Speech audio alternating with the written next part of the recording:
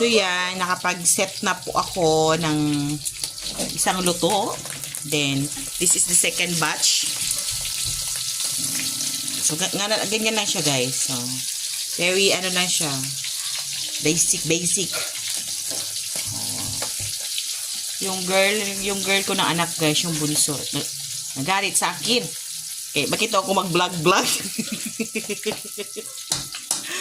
So, yan.